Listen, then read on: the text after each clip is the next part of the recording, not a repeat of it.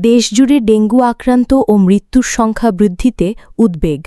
বাংলাদেশে ২০২৫ সালে ডেঙ্গু আক্রান্তের সংখ্যা ২৪,০০০ ছাড়িয়ে গেছে, ১০১ জনের মৃত্যু হয়েছে।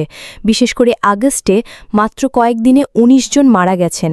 স্বাস্থ্য বিশেষজ্ঞরা আশঙ্কা করছেন, যদি দ্রুত প্রতিকারমূলক ব্যবস্থা না নেওয়া হয় তাহলে সেপ্টেম্বর মাসে পরিস্থিতি আরও ভয়াবহ হতে পারে। এলএনজি ক্রয়ে স্বচ্ছ এবং সাশ্রয়ী নীতি গ্রহণ করছে বাংলাদেশ।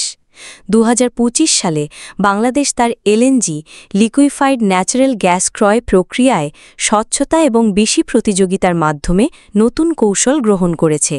এর ফলে উভয় দেশের জ্বালানি নিরাপত্তা ও বিশ্ববাজারে এর প্রভাব দুটি ক্ষেত্রেই ইতিবাচক প্রতিক্রিয়া দেখা যাচ্ছে। ভারত বাংলাদেশ সীমান্তে অদ্ভুত ঘটনা, ৫০ দিনের পর ফিরে এলো শ্রমিক। পশ্চিমবঙ্গের মালদা থেকে ২২ বছর বয়সী এক শ্রমিক আমির শেখ প্রায় ৫০ দিন নিখোঁজ থাকার পর আদালতের সময় ঢাকা থেকে ভারতে ফিরে এসেছেন।